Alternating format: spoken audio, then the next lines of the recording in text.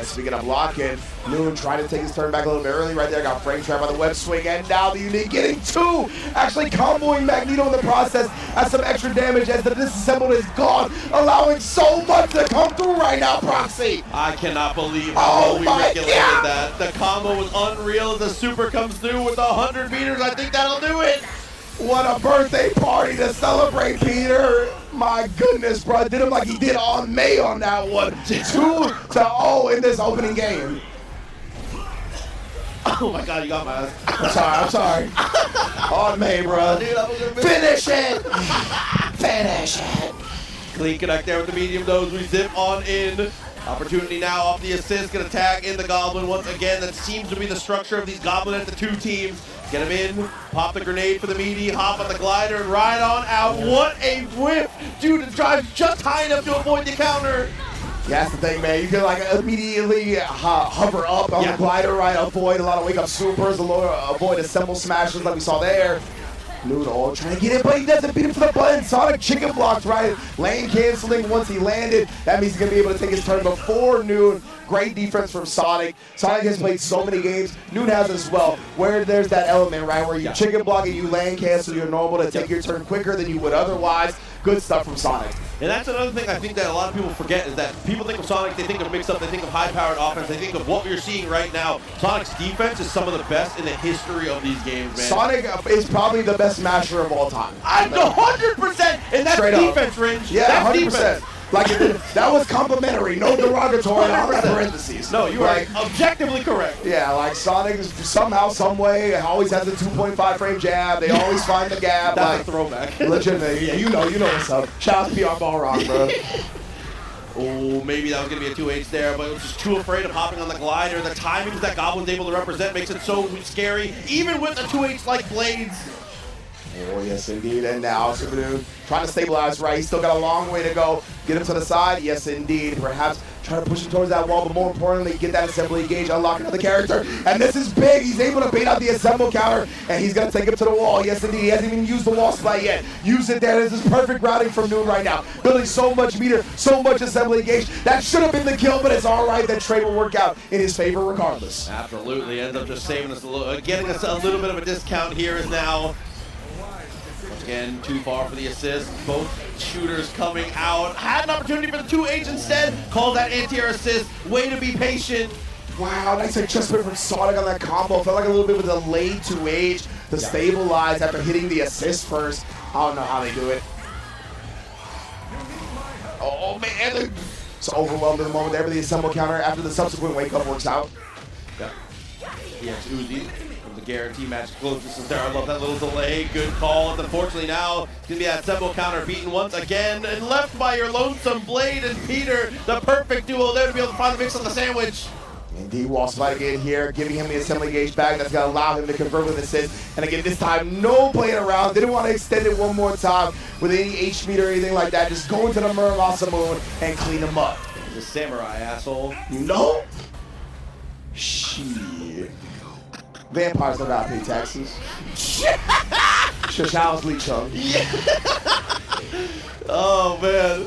Pressure on the wall. Had to call the assist again. Two assemble gauges. Still gets caught out by the counter here. 2 for 1. Definitely worth it. Is now an opportunity for Noon to try and fight things out. And honestly, truly, obviously, Peter Parker, the design point of this team, Blade on point has been looking fantastic. He actually has had a good feel for when to swing. And right as I say that, Sonic is able to take advantage, though, with some good timing on the pressure. I'm totally with you, though. I think Noon's Blade is one of his best characters. Like, oh, the way he's able to control the game with this character, which I think is where Blade shines.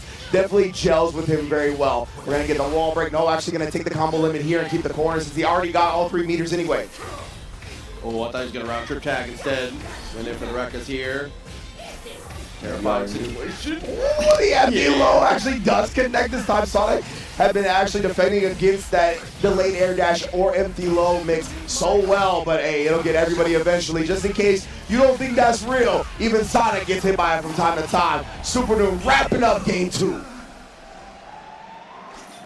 Cool, calm, and collected here. Back to character select for just a moment for Sonicfox. Indeed, let's see. Oh, I was gonna say Sonic gonna pick the stage. Sonic lost and immediately says, give me the X-Man shit. I want no more wall breaks. Let me see you get that slump life going, ski mask style. I was gonna say, this is definitely, we're moving it with the, keeping it with the Spider-Man. Listen, like he's got you for 3 minutes. Still got a good chance. They have a huge opportunity here. X-Mansion, these stages with no transition are some of the most devastating places things can happen. These matches end in a heartbeat. Extended combos right off the rip. Your team's unlocked instantaneously. There's just no relief from the pressure when you get to X-Mansion. So much more violence gonna be in tow, man. We'll see. I was gonna say the first hit matters all that much more. And again, it was one of those moments where Sonic not expecting the late assist to be able to come out that late and getting clipped by it.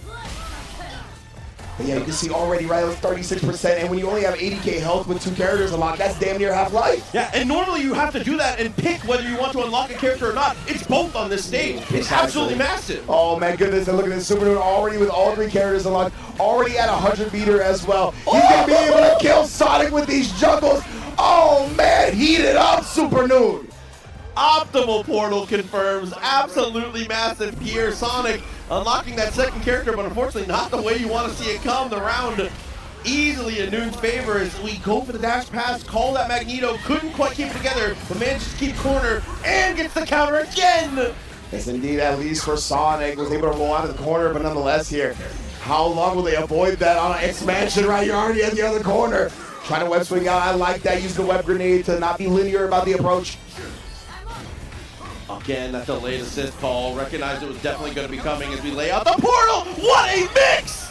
Are you serious? Again, using the Spider-Man assist with the magic teleportation to get the cross up, and not only get the never mind, getting converted to the kill. Oh, Sonic sticking it overhead right there. Noon now ready for the unique. And this is one of those games again where momentum changes in a hurry, lays out the heavy bomb, gets caught out by the assemble counter, still alive, but just with a little bit of life left. Oh, they're trying to shoot as well. The assist, my goodness, yeah, Noon is just trying to get that last bit of damage he needs up against Sonic and does it with the H low. Of course, Sonic had to be well aware that the overhead was a threat as well. That's why they get clipped. Oh no, and once again, the medium starter, Goblin, finally in for the party here. See how far he can extend, how much can we get? They've got a good opportunity off of this one now. Spin out and into the grenade. Indeed here, an immediate crossover attempt, but it's perfect reflected. I think Noon wanted the assemble counter, but he was meeting so perfectly that he only got the crossover. Bloodlust! No type of stuff for you, Sonic, put it away. Shot after shot. The jump past. Wow, and just hopped on the glider. And he handed him the keys. Played the ballet, says bring it around. Jesus, man. Yeah, like the M glider summon in that instance, like having a significant gap right there, especially after he just got pressed back on with the overhead. I like that. Yeah. It's not as big of a gap as the overhead, so it frame trapped Supernoon in a spot he was comfortable pressing in. Chance now. Oh my god, the very delayed dash ends up working perfectly here. And once again, open world combos for your boy Blade. Yeah. I mean, that wall slap, bruh. Immediately, he's going to take it with the auto combo in there for the combo limit spit out. Gets to the other side, and then tagging back in and ended up resetting Sonic in the process. The scrambles, that was huge, but no another drop. Tag's a good time to be able to block, though. Crossover counter, a little bit mistimed, so spends the assemble gate for nothing here. A ton of action on the screen. In the end, we're able to clear out. Back in the mix again with Blade. Isn't enough. Just enough, indeed. Supernoon takes it. Oh, he sent out the effing pass. Oh, okay, Noonster. Okay, dog. Man, hey, props to you called it though, bro. For whatever reason, which me and you on commentary and Noon on the stage, he just seems to shine, bro. Evil Genius's own. Gonna be able to move on to winner's side. That's winner's top 8 for him, right? Yes, absolutely. That is through the winner's side, but clearly not the last we're gonna see of Sonicfox. An opportunity to qualify through the losers. A lot more still to come here. Supernoon, though, I mean, from what I've seen in this tournament, Supernoon is looking like the best Magic, and that we might be having a conversation about his Blade, man. His control of the space, I mean, he just feels so comfortable when he has that sword in hand. Anytime he's playing these characters that are able to play that like 1.5 character length range, he is just like it's peak Noon when he's able to harass you from those ranges. That's literally what I was just going to say, is that Noon has really, over the course of his fighting game career now, been in it over 10 years, he's really honed his style to where in these tag games where it's chaos, he is the person trying to tame it the most, right? That is where he shines. That's where he likes to do the gameplay at. And if you can find characters that he can gel with in that way, like Magic and Blade, he's looking clean like this. Top 8 winner's side burnt for the Noonster. So most of our winner side is settled in, but we've got even more action to go. We're going to be cutting it all the way down to the top 8 right here. Unfortunately, not right now, though. We are going to throw it over to a very short ad break. But straight after that, even more Tokon here at CEO 2026. Marvel!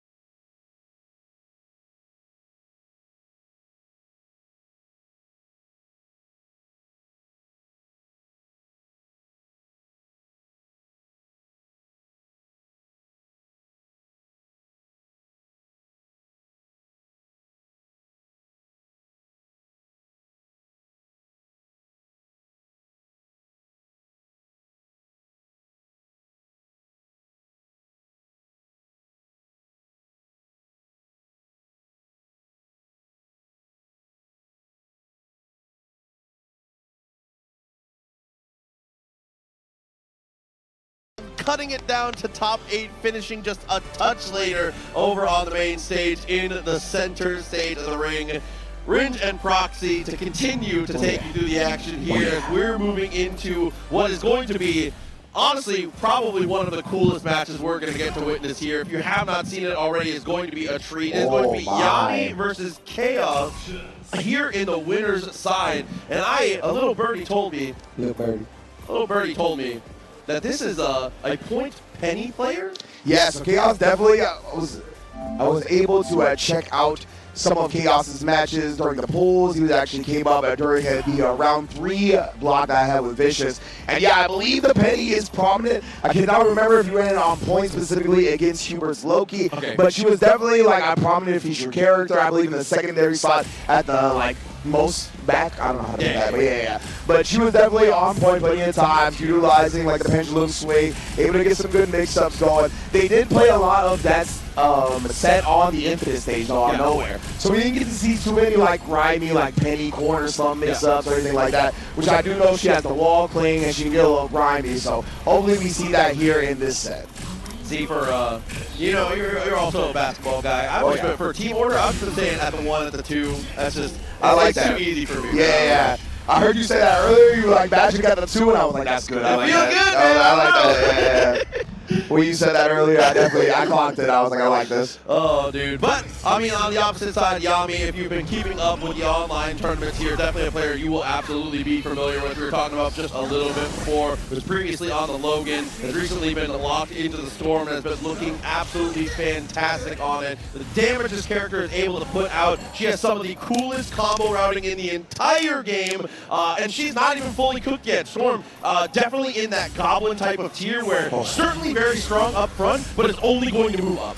100%, yeah. Storm, I think people are already seeing the vision, already the tech that she's got. It makes her a very viable, competitive, super strong character, and she's only going to go up from here. This character's got such a high ceiling. I think they did a real great job showing Storm some justice. Her stature in this game, she truly feels like a goddess. Definitely a big fan. And then Random Select chose violence, bro. We're going to Champions Arena. No wall breaks, all wall slumps. Let's go. And it is going to be Big Body Penny up front here. It's the Spider-Man show. Going out for Chaos here, and right away we find the clean connection. Unfortunately, the drop leads it up straight in for Yami as, for the first time ever with Storm on point, an enjoyable lightning loop that we can see here in the corner. One that doesn't last the length of, a feature film. Lightning loop could have been in the MCU, bro. At least with the length. At least with the length of the combo. Oh, a little micro dash under to actually get away from the corner. Yami has a high-level defensive decision that is going to be very potent in this game as people get used to it. Very like him already exposing it. And with the radioactive spider, I'm the mom, bruh. Ugh. Yeah, and no characters unlocked, you're just deleted. Obviously, your health pool being at the lowest possible, not a chance to survive. Luckily, got that extra character coming back in, tag back into the correct order. And Penny, unfortunately, one of the weird things about this matchup here, a very large target for a lot of these Storm projectiles that we're able to throw out. So these tornadoes, just a touch extra deadly when it comes to stifling Penny in the back suit. Almost definitely. And we know how big Magic goes. I was going to say it's going to be something to avoid it, but how about you just beat you to the button instead? Now, getting the crazy wall stuff, and get the combo flip out as well, covering the forward tech, and the gadget is actually looming in sight.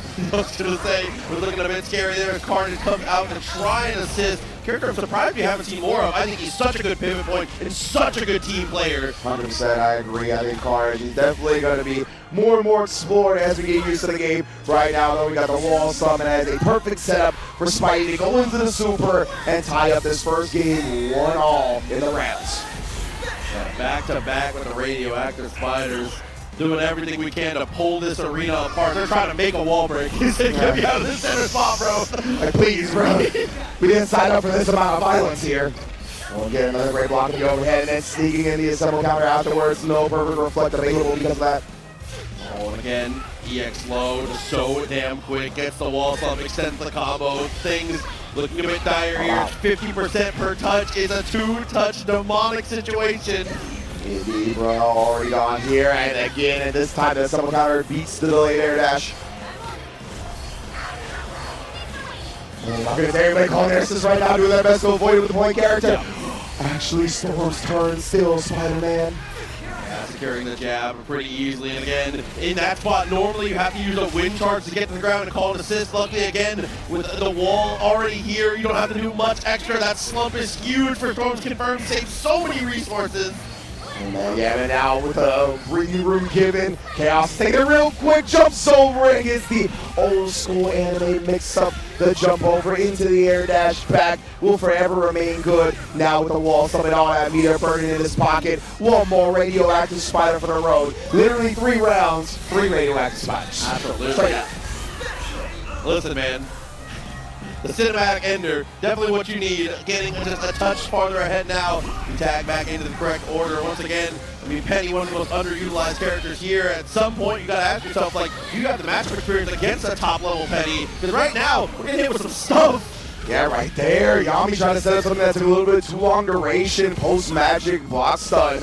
Chaos just immediately felt comfortable pressing along medium of Penny, challenged, punished, and now we got Spider-Man stuff. And then again, shuts down the corner escape, straight warden status, you're staying here. That's my favorite timing for that too. The EX bomb right outside of media range, because the people have to, they feel like they have to panic, they feel like they have to make a move, and in times like that, you are so liable to make a mistake, but the assemble counter, not a mistake this time, saving us out and getting us back to the midstream. But unfortunately landing us straight into a standing medium there. That's a great point though, Proxy. I really love that stuff too. Like when you're able to set up something literally where like if they inch forward at all, then they're meeting or then they're in contact with the thing that's sitting there. It definitely puts so much pressure and like creates a lot of hesitation on the opponent, and it really only gives them a few ways out. Yes. Like the instant air dash, and so you cover that with your point character while you let that projectile sit. It's a perfect way to play tag games. Oh my god, the bed slam, but the assist just barely saves us on the close one. Oh man, what a tactile as well. Chaos is looking really on point, man. The sumo slam coming from the top rope, allowing Spider-Man to unlock Deadpool and continue this massive combo. Nothing else to be able to extend, still fine though. Assemble counter, easily answered. Disassembled and thrown straight back to the wall. Situation is dire here as we buffer the instant air dash and find a devious cross-up. Yeah, 100% the scrambles to exceed the corner and try to get the prominent positioning. Yami found that devious possibility, and then you want to roll forward, that's fine. I got the whirlwind, pull this way. You are not going to get to take your turn just because you roll past me. Oh, and then the assemble counter just getting clipped by the Spider-Man assist. Easy tagging, symbiote Spidey, baby. Yeah, definitely something you need to be comfortable with. Whatever your anti-air assist is, get comfortable with hitting it, tagging, and comboing with that character. Yes, you have to have that in your arsenal. Oh, and then again, this time Yami starting to adjust to that Penny pace a little bit, realizing the ranges that she can press buttons at when Chaos is looking to press, and now blowing it up again and again. Yeah, because it's interesting. A lot of people think of Penny mostly as a pivot point. Tagging a Penny, do a Penny thing, tag straight back out. It's not often that she's the initiator in these positions. Again, you see a little bit of that nasty stuff on the glider, off the glider, everywhere in between with these good Goblin players. It feels like there's not even a meter. He just always has it. Yeah, 100%, man. I'm so impressed with the way some of these players are already managing the character's unique meter. Like, whether it be Boss's Blessing, the glider, the win from Storm, everybody is just so already gelling with their characters. Counter once again, but Storm was just a touch out of range now. First instance of Deadpool, and unfortunately, he immediately gets clobbered. Very Deadpool-esque, though. 100%. My favorite character to watch get hit in the game. Yeah. The animations are just too clean. All right, again, now putting the bomb on him. Oh my goodness, what is happening? How'd you block the low? Just read it. I got a comic. I got manga to read. Let me 2H you so I can get back to my book. Wall sticks it out to extra extension just because, and after the pop-out's gonna look for the rundown here with the wake up super! Fair enough. Yeah, I mean, at some point you gotta go for it here. Gotta respect it. 100 meters spent. That's damn near half of your life, and it's a single touch game now potentially. Indeed, man. Not so much life remaining. The magic assist blowing up of both Deadpool and it looked like Carnage back there as well. Great stuff here. Bouncing back from Yami. We are all tied up. And the difference maker, I think, is Yami just being a little bit more confident. Penny's not the type of character that feels like she can brute force against Storm or against Spider-Man. Yeah. So just being the one asking the questions, taking offense, being a little bit more aggressive in terms of the positioning, the placement of the normal, and being able to challenge in the right places. Penny has not been able to keep up with the type of things that Yami's bringing to the table here. Yeah, Okay, so we're going to get a stage swap right now as well, of course, because hey, if you guys aren't familiar with the way the stage rules work for this tournament, so the first stage is a random select, and then the loser picks the stage after that, right? So as you can see right here, Chaos is the one that lost, and he's going to nowhere. So yeah, this is one of the things that I talked about before, where he kind of likes the infinite stages. He wants that space with Penny, as you brought up. Another thing with Penny as well is that it feels like she's big, she's a little bit slower, so people kind of underestimate her range a little bit despite her being big, but that medium moves her forward, right? So it's pretty quick and it's a little deceptive when it comes to the range just because it's at a forward advancing normal. So I think that's what Yami got clipped by in game one a couple of times as well, has since adjusted his spacing and taken that into account, looking much cleaner because of that. Yeah, I mean, just to piggyback off of that too, whether it's like the Psycho Crusher or the Pendulum, the Send Boo Boo, as she closes distance, she has so many effective tools for those multi-hits, again, to activate and go for the tag here. I think it's Spider-Man. Coincidentally, he's like the perfect character to be able to tag in and be able to utilize the things that Penny's able to do early, but for now, she's doing it solo, a clean connection, and already taking us to the corner. The sand wall will get an immediate crossover counter from Yami, though, as soon as Chaos used his one assembly gauge, right? That guarantees no perfect reflect. Oh man, Spider-Man got clipped because of that. You see a lot of recoverable life on the side of Chaos because of it. Mad random, but I love that she does finger guns to shoot. Yeah, her animations within the mech are top tier, bro.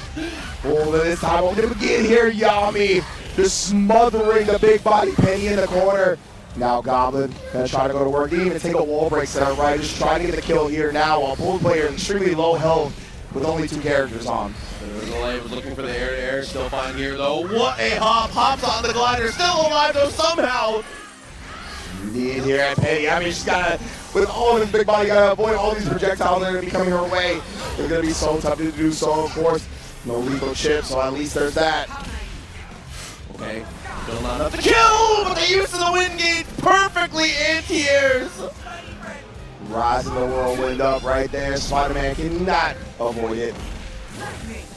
Like you say, I like actually not going with assembly gauge call right there. You only have one, right? So good resource management from Yami. And now immediately wall breaking to get another character, another gauge. Yeah, saves for the break, definitely the right call. Goblin comes in as the shooter here, but gets connected straight away. Penny with the tag, lets Spider-Man do the dirty work.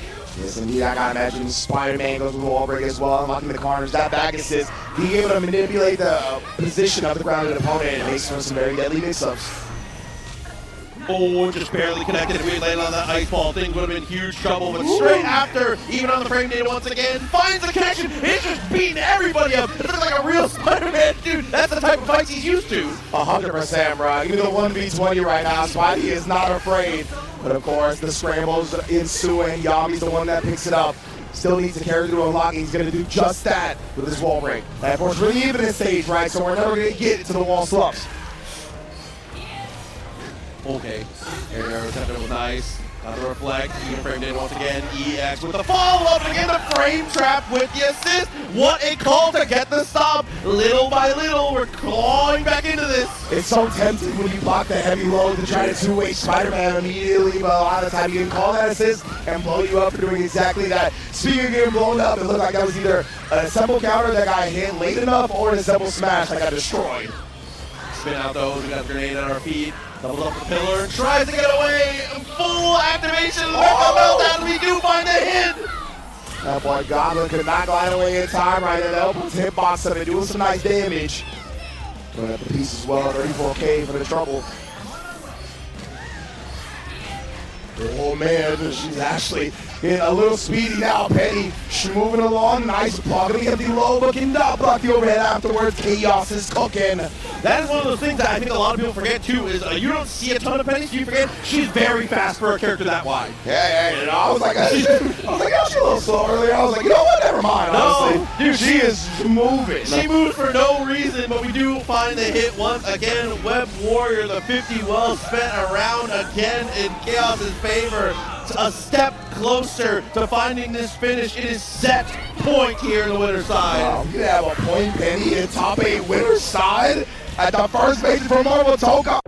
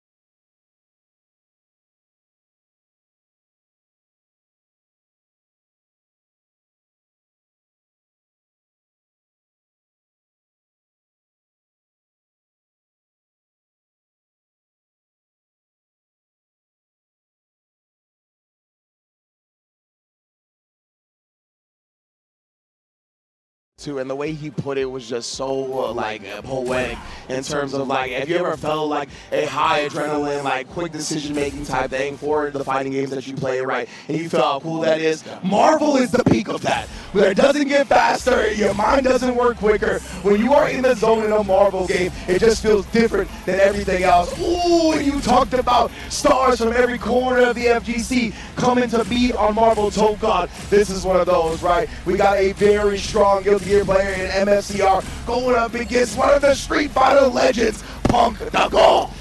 Very interested to see what the team compositions end up looking like here too, because MFCR, for anybody that does not know, obviously as you said, a Guilty Gear Strive master. And honestly, actually, I'm not surprised at all. Logan, the first character, this guy is a Leo White Fang aficionado in Guilty Gear, so has been well acquainted with the claws and the lion's mane. Is hovering the danger here, which is another character I have not seen very much of on the weekend. Probably, I would say, aside from like Champion, probably the least utilized character that I've seen personally. Same, 100%, right? I think Danger is definitely one of the characters that everybody is still like the most out on. Like they're like the character least explored, underdeveloped a little bit. I know Flux was thinking about trying to mess with her a little bit. Yeah. Put her on the side for this tournament specifically, just because it was so quick and there's so much to work on. I got baited. Oh yeah, it's fine. You know what I'm saying? It's okay. But I think your points were valid. Yeah. And then Pug, of course, always rocking the pink. Spider-Man in the building. He's got Carnage in the back as well. I think he's one of the best Carnage players we got. But I don't know if we're going to see that right now with MFCR already getting the first hit. The early touch actually goes really tame on the combo there. Let's Punk have a little bit of extra room as we finally confirm. Good recognition of where we were on the screen, as well as be able to get the multi-shot for the maximum damage on the touch. Oh, yeah, that's the Wakanda stage, right? Yeah, so we're already at the wall. On the 3-stage map. Oh, and then interrupting there. Just not exactly what MCR was looking for. Wall subs, Carnage unlocked. Everybody's available for Punk. He's got all the meter in the world as well. As long as the execution remains clean. That is one round on the board for the down. And the 50-meter super web warrior, certainly the correct call here. Keeping it frugal. Damn near 100 coming into the next round too. Back into Logan though. The colors in this game are so damn good. Visually, this game is actually unreal. Literally right there. Wolverine sneaking past the Carnage just barely. We saw the first little cameo of the back assist for Wolverine and all of his 5-3 glory, able to sneak past it. Now, sweep of the legs, what a start. That is so brave considering that the current meta feels very assemble counter heavy in those wall transitions. 100% man, crossover counter is there though, breaks it up. MCR did not have any meter to return for reflected attempt. Touch late on the anti-air fireball system. I really like the idea of the core vision from Punk. Obviously good, but unfortunately now, doesn't matter how good you can see it, it's still going to happen. Blade finds a clean connect and gets just a touch farther forward around a piece now. Can you imagine if a mascot just came in flying in the middle of a basketball game? You're like, man, nice point guard. Well, this time though, Layers on the other side, sandwiches up. I like how he continues the combo with the Wolverine and the Blade. Oh my goodness, bro, we are throwing so much nonsense on the screen right now. The magic assist, though, called perfectly by Punk. Remember, Punk has a long history in tag games himself. Both Marvel 3 and Marvel Infinite play plenty of it. So he is used to calling tags, or calling assists, excuse me. Ooh, okay, time on the Hoppo is definitely good as well.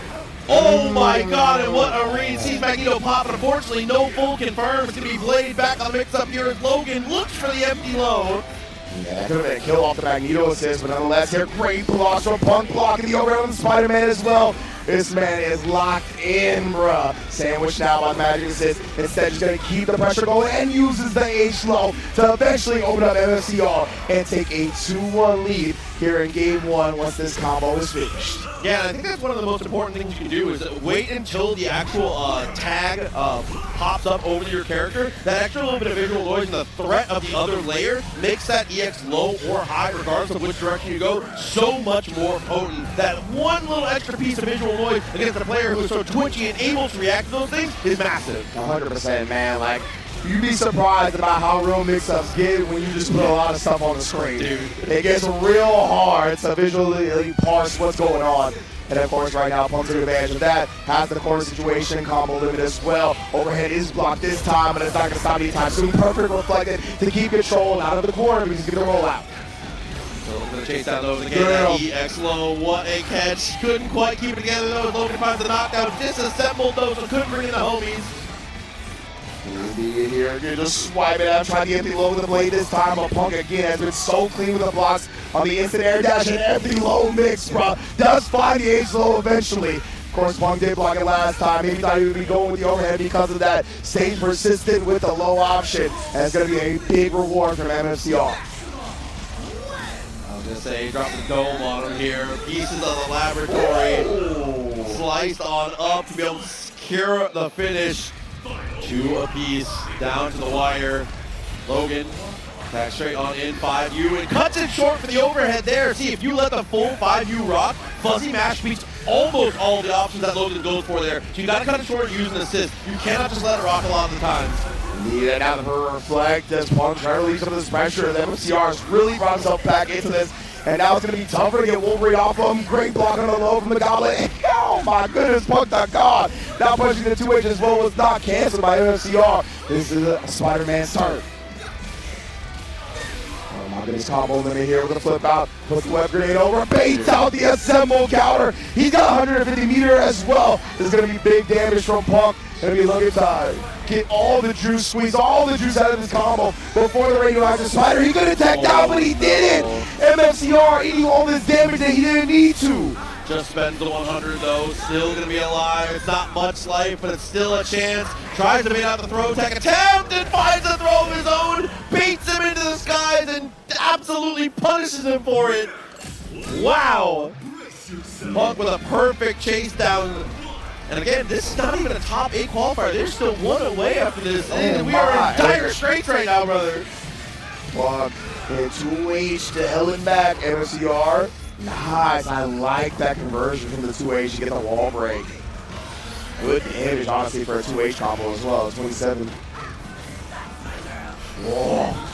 Great block from Punk again, but the scramble ensues a little bit. Called the magic and including the assist.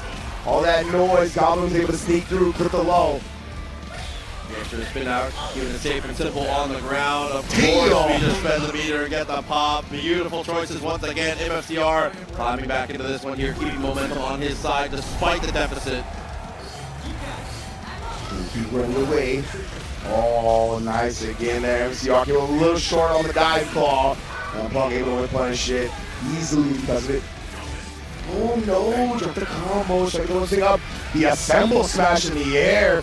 Bit of an ambitious choice from MFCR. It is quite good, honestly. It's underutilized right now, but strange spot to use it in that though. MFCR looked at his controller. I think that was yeah, I was going to say, that doesn't seem like what he wanted.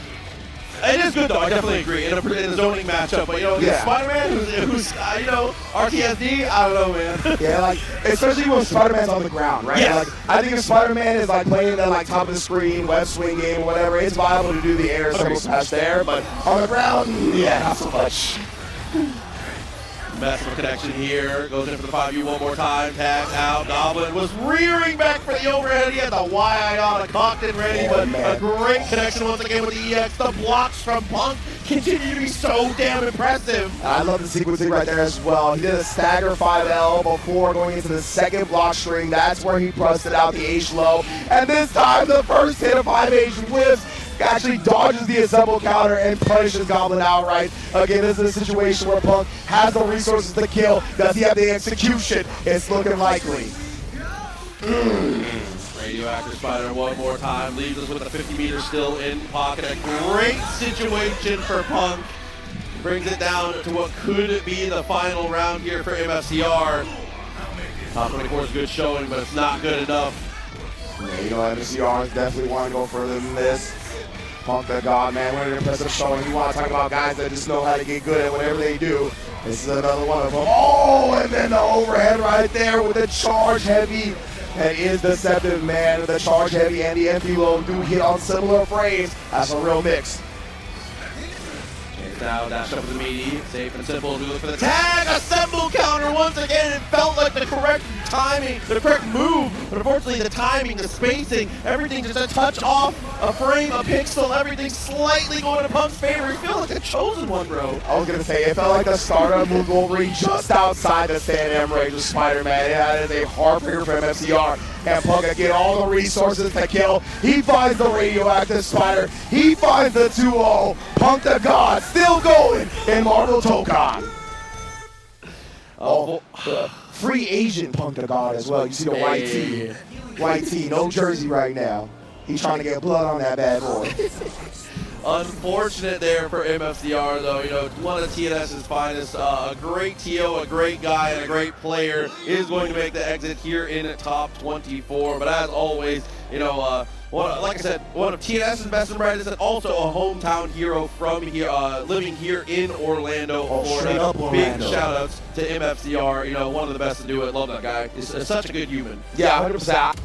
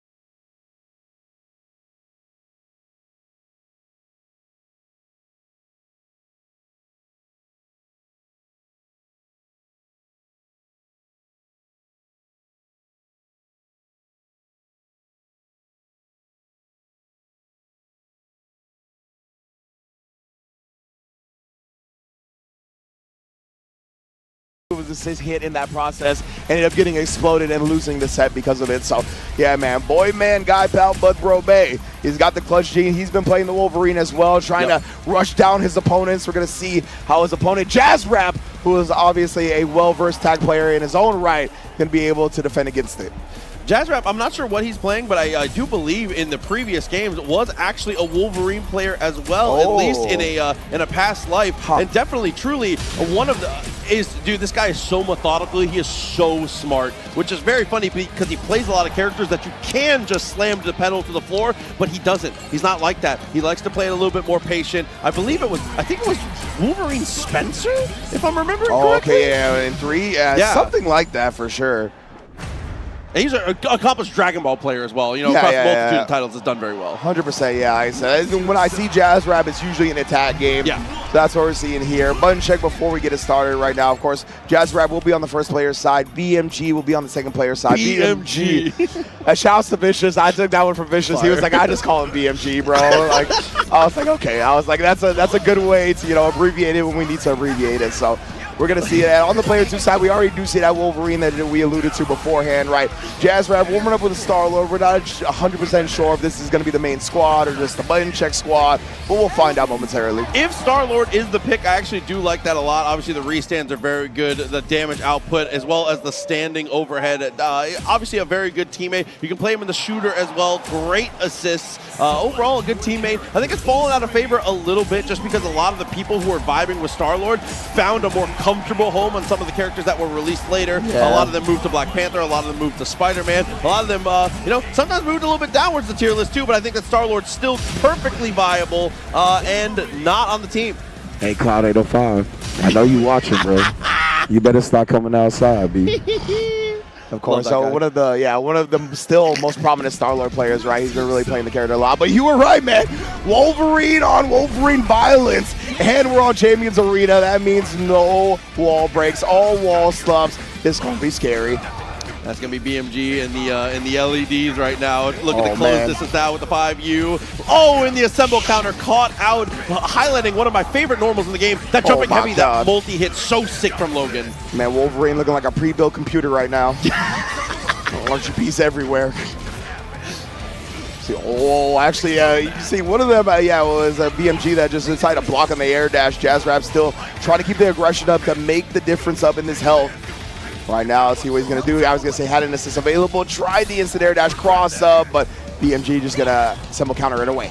And both of them have had such good timing on that so far, understanding Wolverine themselves and already starting to lean to that armor a little bit. Definitely a good mix-up when it comes to the 5U game. Oh, and that sneaks behind them as well. Once again, just trying to create chaos and then put the offense on Jazz Rap continuously. The sandwich between all that, bro. Yeah, got a little bit scrambly at the end there. Dashes up one more time. Overhead, easily blocked. Chance now.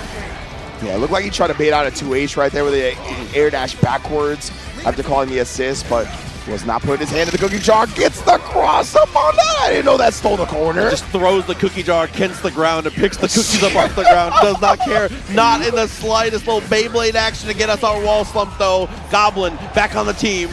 Oh, man, takes the combo to the limit. Oh, my goodness, charging in the face like that. Crossover counter, no meter to perfect reflect. Oh, standing light and then delays it. Oh, nice poke back this time from Jazz Rap. Has the assembly gauge, take him to the wall and unlock that last assist, please, please. Oh, yeah. At this point, too, no, the spin out doesn't get it and doesn't get the kill. He gets neither of the potential optimal options now, but it's okay. A jump heavy will once again save the day for us. Indeed, here. Even match so far here from Jazz Rap and a BMG. The Wolverines have been the star of the show, but they've got some deadly characters in the back. See if anybody's looking to tag in, but right now BMG going to work with the Logan. Now look at the wall splat. Obviously, it has all the resources available, but you still want to do the wall splat. Make them bring them to the ground with the wall slump. 150 meter in pocket as well. Not going to be enough to kill, but the situation. Actually, we have 3 assists. No, just going to spin out instead. Keeps it really simple. The overhead was there this time with a easily accessible assist to combo afterwards. BMG, dominant round. I think that's a perfect. Oh, no, hood perfect. Yeah, not quite, but still, you know, it's fine. Chance now, though. Dash pass. That dude. That Shuri assist ends up saving the day a little bit. Those daggers from the sky. Oh my god, that is always so visually jarring when Blade just steals the corner from you like that while the point character is still going. This time BMG does find the hit, goes into the Bloodlust as the combo limit had reached its peak.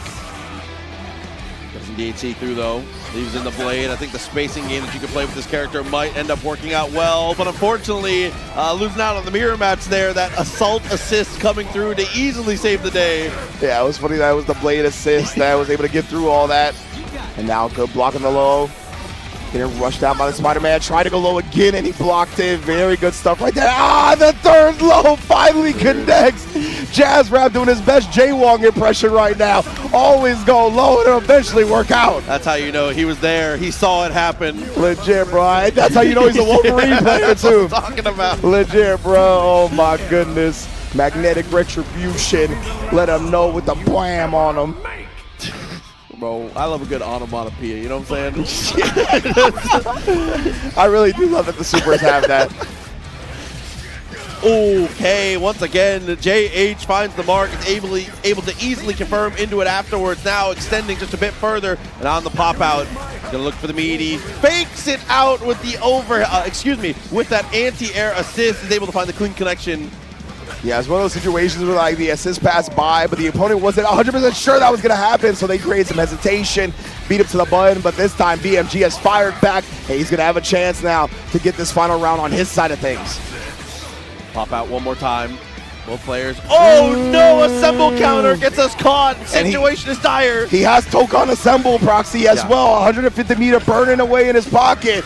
Will he go into it and try to get the kill? He actually just takes the combo to the limit right now.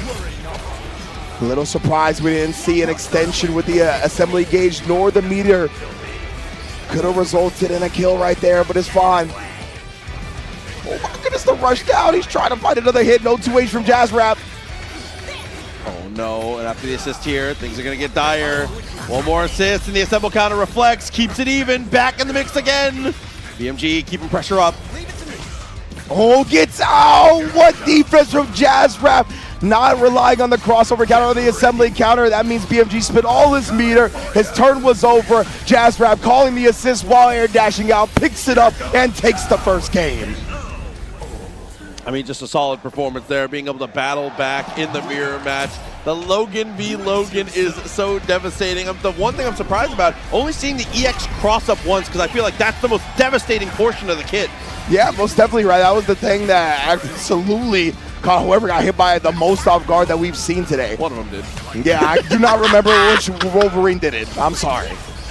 Oh, clean connect. Unfortunately, the timing on the assist there was a little bit off, so you just get the normal assist instead of actually getting that strike like you were looking for. Yeah, both players being very careful now. The assist did get cleared, but a great job protecting it with the air web balls. Oh, the stagger pressure right there. I like him extending the second sequence just in case. Oh, there was press back from Jazz Rap, but instead BMG the one that finds it again. Overhead reset this time. No assembly gauge. He needs that wall splat. Thank you. Dude, the empty air dash has been such a potent portion of every player's mix-up here. Baits assemble counter, beats out throws. If they go for the raw 2H, you're blocking so much going your favor as again, letting it rip one more time. BMG, a perfect on his side. Man, what a optimal combo right there from BMG. We've seen him leave some damage on the table previously, but not that time. Squeezed all the juice out of it. Oh man, showing a whole lot of respect to assist on both sides right now. BMG has finally gotten in there, only to get crossover countered away. Jazz Rap look for the overhead, great block though, not gonna get caught slipping today. Oh, and the low block as well. You try to sweep the legs, delay, but a great tech. Oh, beat to the blade, and then the immediate re-jump conversion as well. Great recognition from Jazz Rap. Craziest thing about these no transition stages also is you get to save so much meter. It feels like every time I look down, the bars are full, man. Yeah, legit, right? And the wall slum, or actually the wall splat, giving you 10 meter instantly as well. It's another bonus to just keep having a bunch of resources. Connected through once again, was looking for the overhead, easily jumps out of the pressure now as we zip on past. Radioactive Spider might be on the menu, whatever it takes to take the kill, and there it is once again. Certainly the right choice. You never want to hold the meter, don't be greedy. If it puts one tick up on your top side of the screen, it is always worth it. Yeah, 100%, especially so on these stages with no wall breaks, as you previously highlighted. Now BMG, oh, the Magneto, I was gonna say it's so much hit stun on that Magneto assist, especially when it's counter hit, but nonetheless he just uses it to set up an overhead and right back to work goes Jazz Rap. About in the step back 5U, tags out. Oh my god, dude, it's unblockable. Yeah, it's so good, man. Like legit, that is real mix. Very similar frames that they hit on, the charged overhead and the empty low. Give me my meter from the wall splat, but he couldn't complete the combo. BMG immediately taken out and just landing with that jump L. We're going to the other side, and now you got to deal with the Logan. The canonical 10-0 matchup. At least it's not canon in this game. Oh, okay. Oh no, and gets caught reaching a little SOS action as we're in a bit of trouble now. I'm not gonna wall splat. Let me get my meter. 150 burning, a hole in BMG's pocket. He's gonna take the combo limit though, save all that assembly gauge. Didn't want to try for the kill, didn't want to invest that much resources. Oh, that time it seemed like he caught Jazzrap's assist, but in the middle of which committed a little bit too hard while Magneto was not locked down, giving him an opportunity to punch the Wolverine and take a 2-1 lead. Jazzrap on set point. Yeah, the Magnetic Storm absolutely dominating here. Back in the mix again. Shooter assists end up clutching out. Goblin tries to make an impact from the top rope, not quite able to assist, continue to fly here as Blade is the difference maker. Most definitely wall splat already. Give me that meter. Give me that optimal setup. Again, just using that anti-air assist from Magneto as well to prevent any up backs on wake up. Top another attack was definitely cute. Peter Parker swings on out, overhead connects. Spider-Man will take us wall to wall as he always does. A really unfortunate drop combo though. That was a huge one, but it doesn't matter. We get the clean connection on the opposite side. Logan on the fall, a chance to spend the meter. Savage instinct gonna go all the way. And I love Jazzrap tagging into Wolverine to get closer to the wall for the even more optimal conversion. What a way to show out. Jazzrap gonna take it 2-1 over BMG. I was going to say, nearing the end, getting closer and closer. I believe that still is one away from being able to qualify into that top 8, if I'm not mistaken. The winner of that, unfortunately for them, is rewarded with a match with Inzem to qualify through the loser's side. It's getting closer and closer to the ending stage, man. We're really getting down to it. Yeah, we get closer and closer. And usually with the way CEO goes on our second ad break, that is that the block is over. But it's not right now, baby. It's top 24. Marvel Tokon, we have not gotten down to the full top 8 yet. So stay locked in. We got one more break. And let's see who's going to make it to the top 8 for the first major on Marvel Tokon Fighting Souls.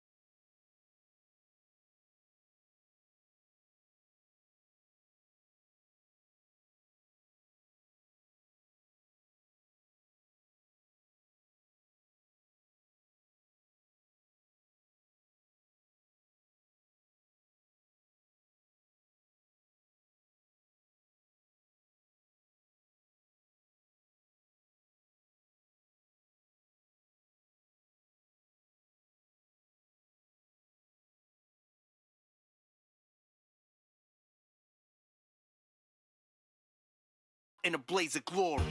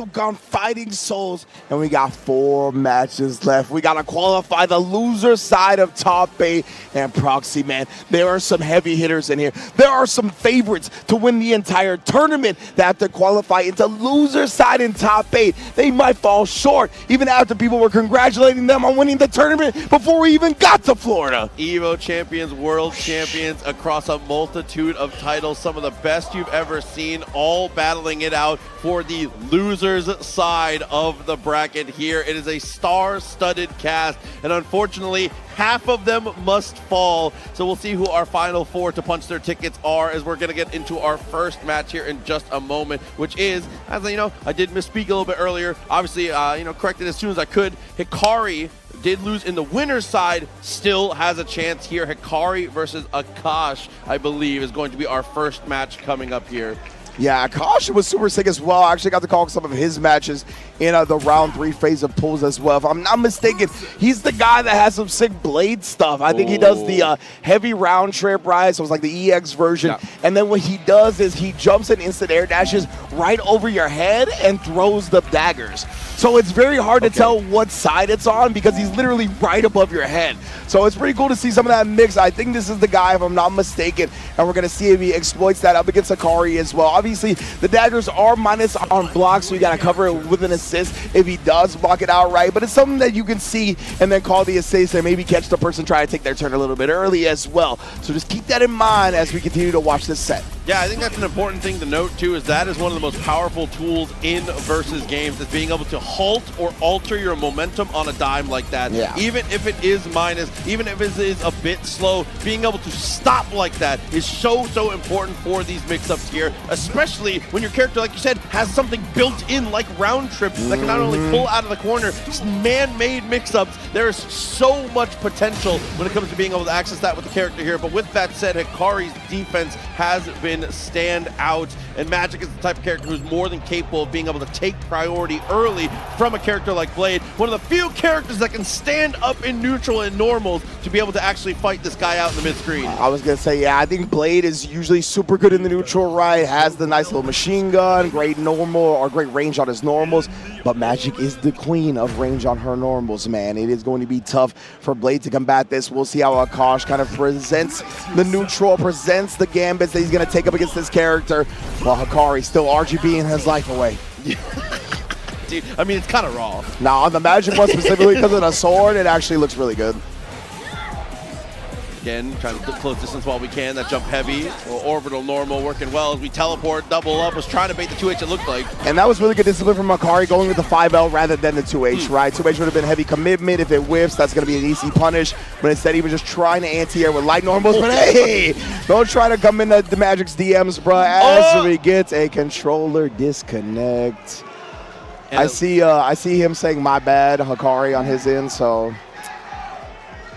It looks like, yeah, player one seems to be where the disconnect was. We have our TO straight up to the stage here to be able to hash this out. If I'm not mistaken, I believe that is just a round loss, but we'll see what it ends up being. But the expected outcome here should be a round away from Hikari on that one. That is generally the rules here at CEO, and it's one of those things where it's better to just leave it in the hands of the TOs and make it happen so there's no like, oh, do I take it, do I not? No, we go by the book. Yeah, 100% the like decision to be made regarding what happens when a controller gets disconnected should never be left in the hands of the players. No. It's just not really a fair thing for them to have to call in the moment, right? It was the other person's, it wasn't their fault at all, so the TO's just going to come in. And that's what they're doing here. It looks like they're going to just let the timer run down so nobody gets additional resources. We're just going to take the dub on Akash's side and then move along from there. So, yeah, it's one of those things, right, where I'd rather take it out of the players' hands. Of course. It's not their responsibility. It's not part of their job. It's not what they signed up to do. So I like the TO stepping in. We're going to have Akash take the round, and then we're going to proceed with the set from there. Absolutely. But, you know, early on we definitely saw, like you said, a good discipline from Hikari, despite the situation we find ourselves in now. We'll see if he can keep the same type of pressure that he's had because, again, like you said, I feel like his dominance in neutral has been one of the biggest standouts for him here, and it being specifically Blade on the opposite side complicates things just a little bit. A character that, again, I think has felt more like a pivot point, but is more than capable of being able to dispense those mids if you are capable when it comes to the footsie game. What is he miming, bro? I really am not sure what these like moves are. These like goblin bombs? Like, I don't know what he's showing. Like the magic fireball. He's been doing it a lot, though. I do not understand who he's communicating with or what he's trying to communicate. But either way, Hikari, levels beyond my comprehension. Gets the first hit in the second round, and we're back to business. Yeah, one thing's clear, it's not for us. Yeah, that is for damn sure. Got the pop, though. Tosses the grenade. High-low, and straight in with the smash. Yeah, but he doesn't actually end with like a meaty grenade. He'll always be rolling forward to get out of that situation. Yeah. So I love that from Akash, already well aware of that fact. And going back to work with the Blade, man, this has been his signature character from what I've been able to tell.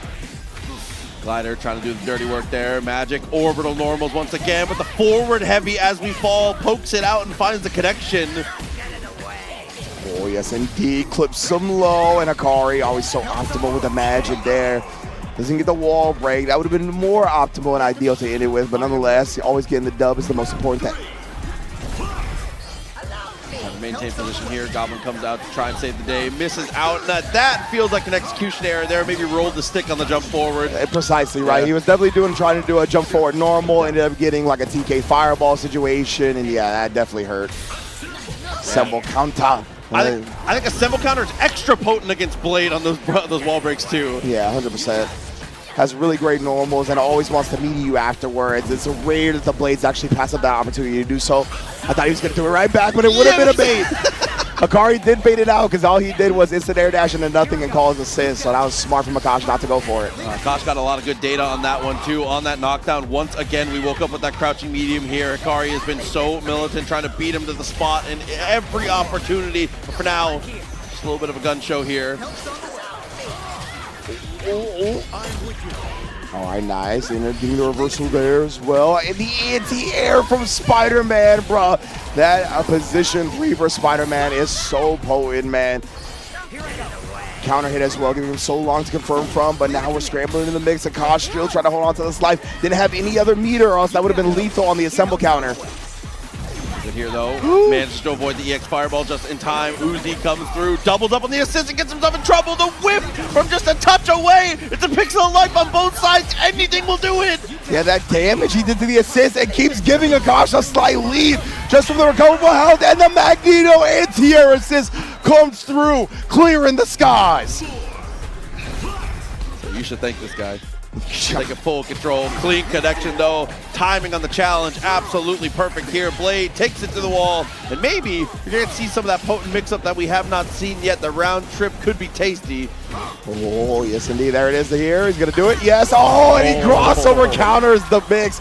My man Blade was stuck up there for a second. He was posing on him all aura farm all day, especially when the 2H is there to follow. A highly vertical on the 2H as well. A huge part of Blade's kit. Dashes up. Oh, mistimes it though. Yeah, like throw on an opponent's wake up is extremely hard to deal with, with in this game. Like it's got a lot of throw involved. The wake up timing takes a long time as well, more than other games. It's funky. Okay. Timings are different on the roll forward or roll back. Also, I think it's 10 extra frames, so it's 100%. really weird. Yeah, back roll I believe is the one that's 10 extra frames. Yeah. Back timing definitely good there though. Multi-hit as the drone does the work. Spider-Man the only one caught in Blade. A chance to potentially be able to block this out. The high-low comes through. What defense! Akash weathering the storm. Unreasonable situation he's found himself in, but somehow parses through. Oh man, Hikari though. That was good for Akash because he recognized that Spider-Man was going to land before him, right? So he didn't try to continue the string once he blocked that air normal with the assemble smash. Akash, he could potentially bring this back here. He spent all his meter into the bloodlust immediately. I think that's going to be enough, Proxy. Oh, it is just barely for the 1-0 lead. Dude, it was down to the absolute wire. Dude, I get deked by that super every time because it doesn't pop till the sword swing. Oh, what a finish there. But Akash is able to survive. That little pop out, that little drop is able to capitalize in the perfect manner. And what wherewithal to spin all of your assembly gauge on continuing the assemble smash to actually get the launcher and kill off right there. That is something I would not have thought to do, to be honest with you. Yeah, because in a regular situation, it's usually not worth it. 2 assembly gauge for a 2H combo is just not worth. Exactly, like having the wherewithal to spin something that's usually not optimal in a situation where it was going to kill already a week into the game is so impressive. These players piss me off. Right, that's what I'm saying. So how do you learn so quickly, bro? Teach me the ways, but Hikari right now getting pieced up again by the Blade, takes it to the combo limit and unlocks an assist in the process. Chance now as we look at close distance here. EX round trip, same situation we saw before. Rins, you called it, and it's just as good as you made it sound. What an unbelievable mix-up there to have to deal with. No assist required. Is on the pop-out. Is going to look for the meaty low. Yeah, but he still has an assembly gauge. I like that he didn't even spin it right there either. He didn't want to be greedy with that process. And yes, we know the assemble neutral assist. They do not have a lot of block stun. You got to call it real late and make sure you do not leave a gap or the press back will be there. But yeah, man, it's so ambiguous, bro. The dagger throw right above your head. I don't know which side it ever hits on. Okay, DP, extra little extension here. Shatter the wall. Restore some of that gauge while you can. Assemble smash off the rip. Again, not spending it here. Saving that gauge while we can. Yes, indeed, right. That's why he didn't get the launcher. He would have needed to spin the extra assemble meter like we saw in that round-ending scenario. Situation's a bit dire here now. Dark Child activation. The Queen of Limbo coming in. I mean, you're deader than dead if he gets to the super. He doesn't actually do it, though. Instant air dash will be enough regardless. But yeah, Hikari. Ooh-wee. Yeah, reset it's still able to finish. It was a little bit scary when we end up in that spot as the assist goes a bit wide. Peter Parker comes in for the tag and he's going to look for the mix-up here. Perfect counter, though, as we land and disassemble. Queen P goes stuff in perfect. Oh, gosh. He's going to be able to get the throw, build himself an assembly gauge back as well because of the wall break. Oh, the machine gun actually clipped her landing. Or I should say right before she landed, we couldn't get a full conversion. Yeah, and because of that, actually didn't get the animation of the 2H, which I think is what Akash was banking on there. That's why we ended up dropping it. You're totally right. Yeah, he thought it was going to be the smash animation, but because the gunshots hit first, you don't get that. Situation dire again, though. 150-meter in pocket here. Overhead attempted. Nice block. Alpha counter as well. No meter. Well scouted as the EX pillar finds a home. And what a conversion afterwards. I can't believe Hikari actually picked up with magic off that. Really maximizing his effort. Empty Dash just looks at him. Indeed, Goblin coming through. Oh my goodness. And of course, the little hover up, hover down into the low. Catches him out. And Hikari now going to work. Combo limit, roll forward again, and into the assemble smash immediately. I love that he's got these on deck to prevent any type of shenanigans that aren't well protected. Yeah, spends meter this time, though. Wasn't quite to the wall, though. 150 meters still in pocket. Any hit will do it here. And then again, the MK&D letting the Uzi ring out. Blade interrupting the glider stuff and Akash on set point. And the crowd is into it right now.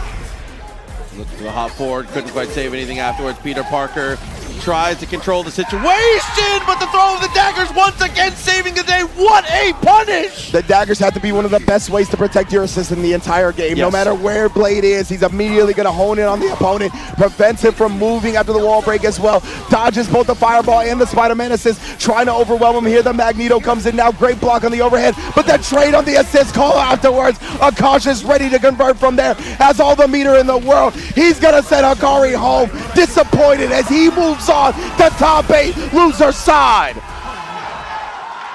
And you can see the entire crowd there. He hit the silencer. Oh, my goodness, bruh. What a performance from Akash right there. I said he was sick earlier in the round 3 phase. We got to see a little bit of the Blade mix as well. What a showing, man. It's a new age of Marvel. Yeah, listen, a couple extra steps forward there. Round trip has always been a problem, but we're getting to see the new issues that it's causing right away. The Blade mix is going to be a welcome sight in the later top 8. Another ticket punched, and more selection, more inspiration, and prices that help you do more than you ever dreamed possible. Bring it home with Floor & Decor.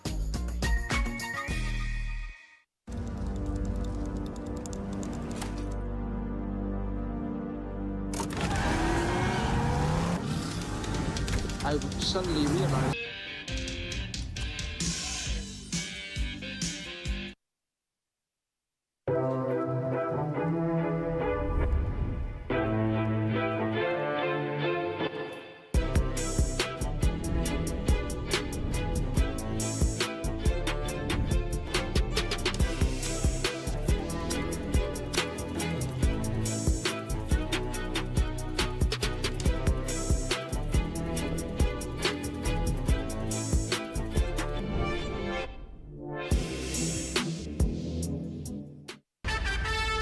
Six of the biggest streamers in the world are here to face off. You ready? Against each other. Time to game! In the gamer hood. Hit him with the up, down, left, right, keep it going round, down. Hit him with the boom, boom. Watch out, you better move.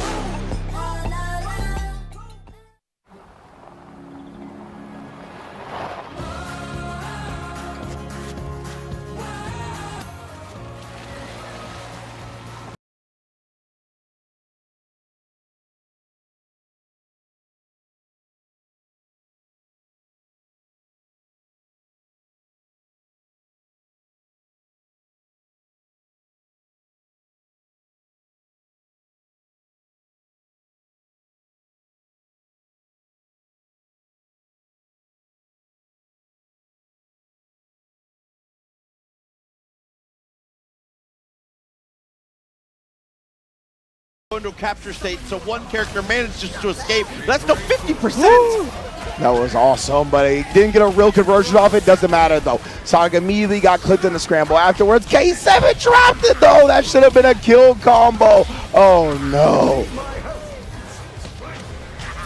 Oh, man, and then just a low, right? Everybody's so used to Sonic immediately canceling into the overhead with Goblin on the ground, and a little staggered low just caught K7. That was trading partner on trading partner violence right there. 100%. Like we've said, these players already, even when they're playing people they're not familiar with, are very I know that you know, preying on the game knowledge there. Yeah, that was nasty, Sonic. Meter deficit definitely noticeable here, and you can see K7 was trying to utilize that with that EX ray gun. Those finger lasers can easily open up situations like that, but a throw is going to get the full team unlocked. Sonicfox full power now. Yeah, I love that as well. Sonic, again, they're prioritizing getting the assists available. Tried the heavy finger lasers in the air, but Sonic, one of the best things that Sonic is at or does in this game is do the air-to-air Ls, right? Yes. Constantly chasing down the opponent with lights, converting with the autocorrect height into the assembly gauge. But right there, it was a little funky on those post-perfect reflect scenarios. I brought that up earlier. K7 able to take advantage and spend all his disassembled time getting a combo. Yeah. Say double K's working out, drops the laser for himself. Stand Heavy actually did find the mark. In the end, he's gonna try and go for the counter, which unfortunately gets us disassembled, even with the tech out of the corner. Still in dire straits as Magneto takes the point, drops you into the laser, but no OTG. Radioactive Spider on Wake Up, but K7 was plotting on that. Goblin blocked him from getting close enough for the 5L, but it's all right. Gets the tag into Doom, and Magneto had killed him even before that happened. And round start, about as simple as it gets. I was gonna say round star, who can press their button quicker? Luckily, Spider-Man always in the conversation on that one here as we pop out straight in with the high-low, scratches him on the dome. And as we said, Sonic, the greatest smasher of all time. You're really gonna try to beat this fella to the button? I don't know, bruh. Wall stick opportunity once again, pop out. Keeping track of which grenade is next is so important, even not as the Goblin player, because if it's poison, you've got a chance to actually be able to swing. You've got a 1 in 4 to maybe take a chance, but unfortunately, the chance is not there for K7 on this time. Goblin finds one hit and is a perfect. We just get run over. K7 taking this guy this time and just avoiding the initial confrontation, baiting Sonic into the Spider-Man web swing, got a 2H, and now K7 gets to go to work. Cage wall splat, put it out the laser, but couldn't keep him there. Oh man, and the scramble ensues in Sonic's favor. Sonic playing no games here, continuing the combo. My goodness, bruh. Combo limit into the low. Ow. I think Sonic recognized that that was one of those grenades. Again, going to the poison didn't have hit stun, so it had to be much earlier on the meaty. That's why we saw that early low. So aware of being able to cage the situation still. Playing on 10 with the awareness. And one more time, a quick little slash to be able to make sure that Dr. Doom is out of there. Said, get it before the movie even comes out. We don't even get the damage values for the kill combo, but that was at least 50% right there from Sonic. Ever optimal, bro. K7, yeah, looking to build a bit more space back, trying to make sure Magneto is there to establish the approach first to protect Doom. That's one of the nice things about Magneto at the 2 also is calling that assist early, being able to set up some debris before you even have to pilot the character. It's just such a strong position for him, as unfortunately now he's going to catch a little bit of a beat down from his teammate. Oh my goodness, and again, preventing K7 from moving after the wall break. Great meaty stuff from Sonic, unlocking everything right now, getting the wall splat. Blade is in play, just to manipulate you that much more. Whoa, I do not think Sonic wanted to throw the point blank Goblin rings, bro. And at that point, you just got to commit to the bit. You just got to full set twice in a row. You know? Definitely one of those things that flubbed up a little bit, but it's okay. K7 going to be able to get an assist now himself. But they're finding a wall break. The laser is there trying to track down the Goblin, but running away from it effectively. Again, setting it out. Now he's going to approach forward a little bit. Finds the counter hit on the web shooters, allowing him to get enough hit stun to convert with Goblin. Sonic another round. Timing on the assist there was key. So important. Saw that it was the horizontal beam. Immediately called the Spider-Man. Knows that we're in free fall in a situation like that. A clean connection once again. Goblin in for the mix one more time. Chance now after the pop. Oh, tried the assemble counter, but attacked him late enough. But whoa, I don't even know how all that happened. K7, though, taking full advantage of it with Doom scrambling to the other side, opening up Sonic, has all the resource available now, and does break the wall. Ooh. Safe from the assemble counter, but unfortunately no way to punish here. Still finds a secondary hit right afterwards here. That upwards beam, one of the best wall extensions you can have for Dr. Doom there. Launches perfectly, does a ton of damage, but it doesn't matter. Tech's out after the drop, immediately swings. Once again, the Goblin strikes. Yeah, man, K7, I don't know if it's like tournament fatigue or what, but there's a lot of uncharacteristic drops in this set. Maybe it's just the Sonic factor, the aura of the Fox. Either way, Sonic gonna take full advantage. Another big super, another dub on the board. But yeah, we've seen K7, it's specifically the wall slump combos too. Yeah. A couple of them just have not connected the way he ideally does. Now looking to just dash away while we can. Tries to spend the EX, don't even know which version it was. Unfortunately, we'll never know. The Sonic with a perfect interruption here. Pop of the glider. It's a spin out. Chance now as we wake up with the super, but we easily glide out of the way. Indeed, bro. Now putting the laser on him again right there, but Sonic showing no fear, just interrupting Doom in the process. My goodness, bro, the projectile call actually got the stakes away from Blade. Sonic is really counter-calling this assist perfectly, gets the wall splat, and best believe the Fox will make that top 8, taking down K7. Great performances on both sides. I mean, top to bottom again, and two of the best to do it here. The momentum, though, just starts to build up because honestly and truly, Sonicfox is one of those players who is so good at being able to ride the wave, because I think a lot of players sometimes can let that momentum get to their head a little bit and it alters their gameplay. Not necessarily for the worst, but just kind of changes things up.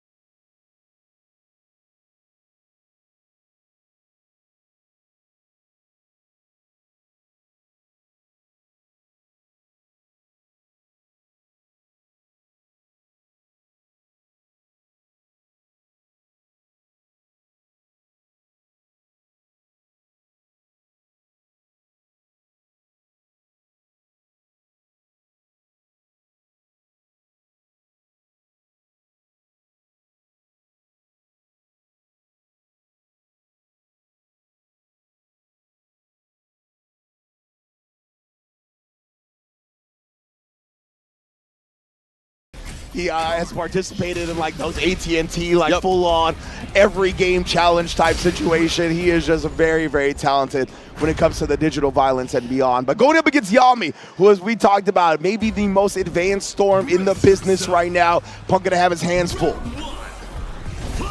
Definitely one of the best. This round start throw, that is a ballsy way to start, but if you want to build some confidence, you know, it was a good start, but Punk cannot be deterred. Instantaneously techs up and punches the medium. You know, oh, and then again, just a dash medium as well. It's going to be a meaty every time, something that you got to be well aware of when dealing with the Spider-Man wall breaks, wall slip as well. That means all the resources unlocked, and the kill is imminent, I think. Web Warrior, so much damage done to the Storm while she's done. 80k health because no characters have been unlocked. Well done. Full team intact. Punk looks to close distance here. Obviously the wall, you know, it's pretty loud behind you. Yami is able to fight away from it there. Ooh, the combo limit though, so he doesn't break the wall, doesn't unlock another assist. Could have his full team available, but nonetheless has the corner at the very least. Nice block on the low, and then the overhead comes through though. Didn't think he was going to do it twice. You know how it is sometimes as the EX back down to the earth. But unfortunately, mistimes it after the ground bounce there. Is a little bit tight. You can use assist to stabilize it a lot, but you know, sometimes you got to save those resources where you can. As Punk finds the full send jump in. Yes, indeed. And now, again here, getting the wall splat, Punk the God, web ball combos. I love these Spider-Man stuffs, bro. Web Warrior to finish it off again. Massive damage up against Yami, while again, he does not have full health. That's why that 46 is actually more than half life right now at 90k health total. He's now trying to poke things out. Even after the 50 meter, that consistent hard knockdown, still was able to escape, but the overhead finds a home once again. It has a 100 meter. I think we're going to be a little radioactive here, if I do say so myself. Should be able to confirm, but chooses not to. Misses out. Yeah, that was definitely, I mean, he could have even killed with Web Warrior at that point. 100% would have been in range, but I don't know if he used the assist. The routing was a little weird, whatever it may be. Yami not going to let this opportunity pass him by here as he takes the round off that. Little tap of the lightning loops perfectly executed here. Evens things up once again as round start, dashes up. Yami's CQC game at these 99-second situations has been dominant, whether it's the throw or mashing the jab. It has just been absolute perfection now. Is guaranteed meaty on the rollout, catches him with the Typhoon. Once again, the multi-fireball, still okay, closes distance, tries to keep it plus, EX to try and keep it rolling, perfectly countered, but doesn't get to disassemble. Luckily, Goblin's there to pick it straight back up. Yeah, it's funny to me because the players are actually like benefiting more from regular reflect than perfect reflect, because perfect reflect, like everybody gets to roll out of the corner. Nobody's ready to cover that yet. Yeah. But the regular reflect, you don't get any roll, you just stay neutral. So players like that in the Goblin situation, you're just right in that ass with the overheads. Perfect stuff from Yami. Okay. Miller comes out, got the hit. The assist luckily comes from the top rope and is able to just barely save. A bit of a scramble here, and on the perfect tag timing, is able to find that left-right with the lightning. And now we're going right back to work with a Yami. Bring him back down with the Web Warrior. He wants to keep this corner right, gets the hard knockdown as well. Honestly, only one assembly gauge is what he needs right now to still find a kill combo. Great block on the low, protects himself from that as well. Assemble counter from Punk though to get out of the situation. Trying to take his turn back, right back at you, fam. I say it's been something that we saw a lot more aggressively earlier on, that we're leaning back into a little bit. Has the happy birthday, drops it for a reset, gets 2H out of the web zip attempt. No assist from Punk to the detriment, as that is a perfect anti-air and punish there from Yami. And the loser side action, remember, this is a top 8 qualifying match. Oh, both projectiles nullified by the assist, but Punk, I don't know what happened. That's unfortunate. I don't know if he tried to call another assist, but because Magic was already out there, she wasn't available despite the assembly gauge being there. That might be why he didn't continue that. I think you're definitely correct. This, whoa, the little dash under finds the jab. Perfectly executed once again, Punk. Yeah, that was clean as hell. Punk again now taking the combo to its limited force. We do get the rollout and the crossover. Yami was trying to hold it down too. That's why I like that air dash from Punk as soon as he teched out. Didn't want to get on the wall side. It up. That was devious. Delayed just a little bit. That normal from Storm, keep her in the air for just an extra frame or two, and that little bit of timing when you're so used to what you're used to seeing gets you in such trouble. Yami with the chase down on the fireball again and restabilizes to take the lead. Truly the match, the win right there. I love the way Storm plays in this game, man. And the recognition from Yami on that low too, to know that he was a little further away than usual, so he used the crouch jam, was so sick. Perfect reflect. I mean, again, yeah, you do get to roll out of the corner, and he wanted that corner back. Punk smelled it, got the 2H. You are not going to instant air dash on me. I think players are getting very good at being able to bait 2H, and I think that's scaring a lot of people off from doing it as often as you should. I think it's still a very, very strong option. You should do it a little more just to see if your opponent's ready to bait it. It is safe. If it's blocked too, you can go 2H, 5H. Exactly, right? You can cancel it if it's blocked, and you can just do it automatically as well, because if it hits, it does not come out anyway. Even if you're not confident in your ability to confirm that it hits as we 2H again, you can actually OS into an EX move as well. 2H into an EX buffer, and it won't come out if it doesn't hit. Yeah, precisely. So it's like super strong option no matter what. This time right now, Punk looking to set him down, even have the web ball. Ooh, crossover as soon as he sees the tag, though. I like that timing of it. Yeah, gauge for gauge, bar for bar. Definitely going to the defender side on that one here. Hiller's coming out from the Magic as we're seeing her on point, really fighting it out for one of the first times in the set now. Ooh, finds the gap for the assemble counter, though.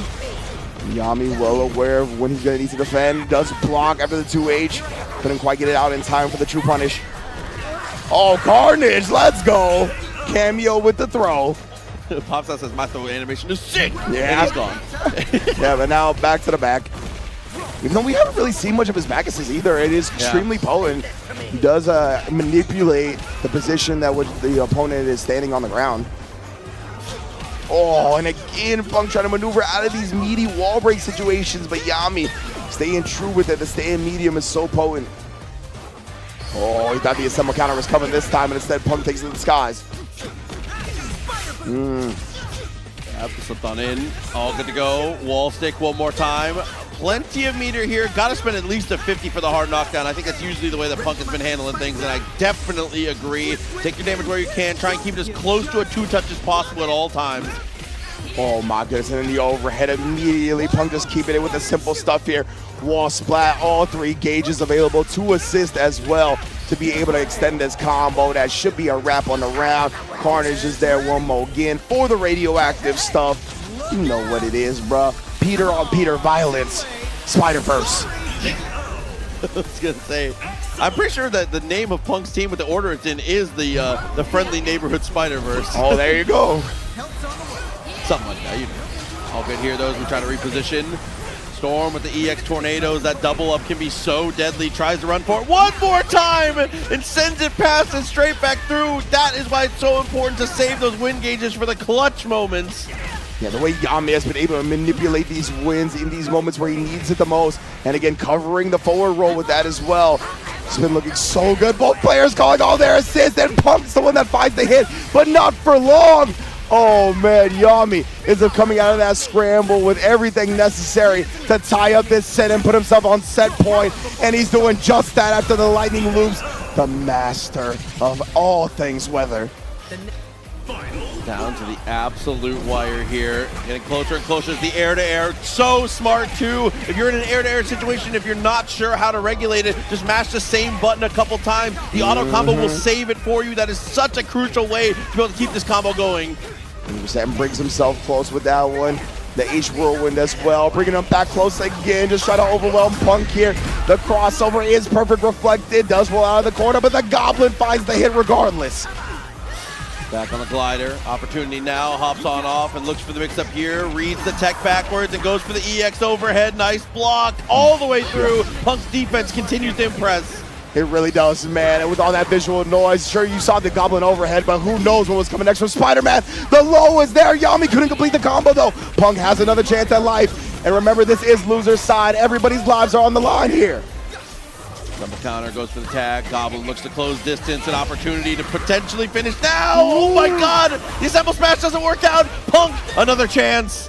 Indeed, the Carnage came through. Yami was trying to take his turn a little bit too early after that Spider-Man block. Oh, the low again here, Punk. My goodness, bro, I was going to say the wall splat's going to give him a second gauge. He's almost built to his third. He's got all 3 assists at 150 meter. He should be able to tie up the set here. Oh my goodness, he took it to the combo limit though. The routing was not what he needed it to be. Brings him out close. He does the reversal super, baits it out, ties up the set with the Web Warrior instantly. We go into a final game. Oh, and the second, I mean, the wind was out of Yami's sails just a little bit when he got hit there, knowing that the 150 could have potentially killed. We had hands on head. You've got to mentally stay there. Drop combos happen all the time. In Marvel, any version of Marvel, you have to stay vigilant. Nobody's perfect in games like this.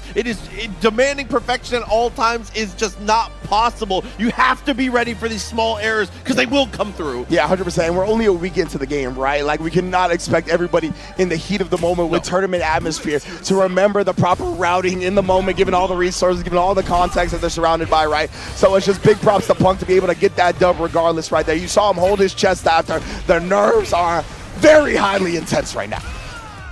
The situation here, Wow, tries to anti-air the dude. The use of the wind gauge to actually try and stifle the jump attempt. That's just a hell of a read. He's DPs on the jump.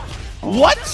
Yo, bro, I mean, Skypunk might be unlocking new levels now, but Yami taking advantage of that drop combo in the air, and once again, right, using that autocorrect tight on the same button, auto combo to get the assembly gauge down and get him to convert with the assist. Storm's so good at getting those combos and confirms for damage without her teammates. Also, you see that re-jump that she goes for again and again. She's able to bring it back down to the earth all by her lonesome. That was all Storm all day as that meter spent gets us out of this one here. Yami taking the lead once again. Don't forget, she's the leader of the X-Men in this game, even if Scott was talking mess to her on his debut trailer. Sorry, buddy. Oh, beautiful again, a great Spider-Man call. We couldn't quite get a full conversion off of it. Oh, Magneto was almost there as well. Punk knew wasn't counter hit, so he tried to get an air conversion right. If it's counter hit, you can honestly wait and get a grounded one. Yeah. So that was tough for Punk right there. I get what he was trying to do. Dude, it's so tricky there. You see the startup of the stand heavy and then he slides on in. It is such visual noise there and something that's so effective against players that whether you're autopilot or you have the reaction time to see the startup of that heavy, it preys on both so effectively. Yeah. I'm gonna say, yeah, probably even worse against the better players, yes. Right? Like, definitely the ones that have the Sharingan eyes, like they can honestly see the 5H startup and then they stand up only to get clipped low. Yeah, I was gonna say, I see one frame of the move and I'm already checking all the futures. You find a throw and break through the wall. That's why we see a lot of the time people try to get the assemble counter in that gap. The Magneto assist coming through that time, hitting both the assist and the point character, blowing up Yami's attempt at offense. Dude, the craziest thing there is his initial normal only hit magic, but because of the auto combo tracking, it actually went up to Spider-Man. That's so silly. Yeah, bro, like it's legit. For the air-to-air conversions and those weird funky stuff, you gotta be hitting the same button, man. That is the most consistent way to convert off straight hits in the game. Just in here though, low profile stays under the fireball with the pillars. Well, Captain's Corridor trying to save. Legit magic interrupting the Spider-Man attempted conversion there. Oh, and then knew he was going to take the disguise to avoid the whirlwind, the rising Jabel. We highlighted that Sonicfox is extremely good at it. Yami doing it big time here with the 100-meter super, and that's going to be it. Qualifying into loser side top 8. One of the most consistent players we've seen in this game so far. I know it's only been a week, but Yami has been a monster from the betas and now taking his talents to the offline as well. I mean, that is honestly just even more impressive to say is that we are already in the position where a week, like almost 2 weeks in, and we are still having these players who are already stamping their name time and time again. I was going to say, second place at TNS did well throughout the entirety of the brackets on the weekend. Comes up here, top 8 guaranteed, 7th place at minimum. I mean, as far as the players that are able to be out here and represent Storm, Yami doing it the best right now. Yeah, man, 100%. Definitely big ups to Yami. Excited to see him in top 8. Glad we're going to get that Storm representation. Man, Proxy, we get to call a new Marvel game, bro. I'm not over this, fam. And unfortunately, we only got one more match left in this block. The players are making their way to the stage now. We got to play one more for that last top 8 loser spot, right? It's going to be Inzem versus Jazz Rap, but it's just been such a good time calling the top 24. Again, to see all the creative expression, all the different things people are bringing to the table for our new Marvel. It doesn't get any better than the Marvel IP and fighting games, man, and I hope everybody at home is enjoying the ride along with us. Of course, remember, top 8 is going to be at 3:00 p.m. on CEO Gaming, if I'm not mistaken, so that's going to be a hell of a show as well. We got 7 people lined up. One more out of Inzem and Jazz Rap is going to be joining them. Let's find out very shortly who it's going to be. And this is a match with big implications, too. I don't want to focus on the future too much here, but if Inzem were to take this, Inzem would go up to face their teammate of 2XKO Sonicfox in the future. The winner of this will have to face them in that top 8 spot. Jazz Rap, though, as we've mentioned, the Logan has been looking devious, has been doing a great job of utilizing the 5U in all the right places, and at the end of that last set, started to tease in the armor just a little bit more in all the right places, which I think is definitely one of the most underrated things about Logan. He's one of the premier characters at being able to stuff people out if they're mashing just a touch too hard. Yeah, very underexplored strategies with Logan right now when it comes to using the armor and whatnot. We got to see the cross-up that one time as well with the dive claw, so maybe he brings that out again here. Of course, we're going to New York at night, so one of the standard 3-stage maps. Let's go. At the start. Oh my God, that is not the way you want to see it roll here. If you're a Jazz Rap fan, Inzem with a perfect opening, unlocking the homies once again. 2 bars on the side. Yeah, but already locked down with the Goblin afterwards. Going to be bringing him in and brings the Wolverine closer. That was a little sus though. Either way, Jazz Rap going to be able to jump out of the subsequent pressure. Oh man, great assist call. That's one of the opponent strategies in every tag game, right? Jump, call your assist, and just block with your point character. Yep. The opponent tries to air you. They're probably going to get hit by the assist. Gets the sticky bomb on it as well, really hampering the movement of Wolverine, keeping him locked down and calling it a wrap on round 1. And that I felt like was going to be one of the hardest things to do as Goblin, but it seems like Inzem already has it dialed in, knowing when you can actually throw out the grenades in those scramble situations there. That EX grenade ended up being the round-winning decision. Always a little bit tough with projectiles with that type of windup. Indeed, man. Oh, there it is again right there, right? The armor, but he was waiting, and Inzem, I love that. Pressing the assemble counter afterwards, establishing the web ball. What a block that time. As Inzem now trying to bring out a little bit of the stuff where you're right above the head. Remember, though, that raw daggers is -8 on blocks, so you could definitely press if you're the opponent, and the assist does not cover it. Chance now after the pop out though, drops the grenade, flies on through, scratches him on the top of the dome once again. The overhead continues to find the mark here as we extend just a bit further. Doesn't quite have the 100-meter though. Unfortunately, he's gonna have to return back to the neutral here as Logan's gonna try and get his offense on. Also, I don't know if the stakes are -8, but they are minus. Yeah. For sure minus. Just to clarify. Yeah, you can eat that for it. Right now though, Inzem getting pieced up on the Goblin, and yes, wall splat stuff. We're unlocking our own blade now. Both blades on the play. Oh, unfortunately, Peter Parker, once again, the one to keep this momentum going. Web Warrior for the hard knockdown here. Not quite the greatest frame advantage, but you know where they're going to end up. Keep your positional advantage now as the overhead once again clocks in. Indeed, overwhelming pressure right there from Jazz Rap in the corner. You're going to have to keep it on with this. If you're not going to show me an assemble counter, if you're not going to try to cross over, it's time to guess between the 5H overhead or the heavy low. Get smoked. Utilizing that quick dash from Magneto there. Obviously not the tri-jump of olden days, but still a very nice piece of movement there to be able to bait out potential reactions from your opponent. You can see even there, just repositioning quickly. And now getting up to the other side. Web grenade and then chasing down in the air. Whoa, it's been funky right there. And because of that, Jazz Rap, he'll be able to find the hit with the Magneto. I like that combo a lot. Again, the heavy spike to bring him back close. Oh my. Nice. Yeah, the combo was at its limit, right? So if you want to hit the super, you could not have done a normal beforehand. Well done from Jazz Rap. Assemble counter though, back on the menu just a little bit. EX with the projectile here, trying to set up for that same mix-up, but doesn't actually throw the daggers. I thought for sure it was going to be that same situation we saw earlier from Akash, but instead, able to sequence things through to still be able to piece them up 100-meter in pocket, but drops the combo. Yeah, 100%. That should have been the kill right there. That should have been the second round for Inzem. Had enough resources and still enough meter on the combo limit to do it. Jazz Rap is the one that's going to be able to get the hit, though. Tags into the Spider-Man. Doesn't want to break the wall. Yeah, he's just going to use the Web Warrior to give him locked down with the hard knockdown in the corner. Chance. Oh my goodness, he tried to make something out right there, which is the jump assist call. The perfect reflector was there, though. The crossover counter will not save Inzem. Ooh. High-low, the dash in. Threat of the overhead once again, Magneto. Listen, it's not the same execution, but it's the same song, same dance. Tap him on the dome and find the hit. The Master of Magnetism still nice on the high-low game. It's so good, man. When you're in that position, you're like, if you're like wondering why that hits or whatnot, just if you play against it, you will feel it. You will feel how often that timing is actually an empty low and instead gets an overhead right before you're about to actually stand back up. You crouch instead. Yeah, it seems like an obvious overhead until you see the other layer. Yeah, exactly. So good here, though. Easy grenade. Oh, and the counter does manage to find the mark. EX Fireball entices the jump. Blade finds the air-to-air straight afterwards, utilizing that projectile just to try and manipulate your opponent exactly where you want him.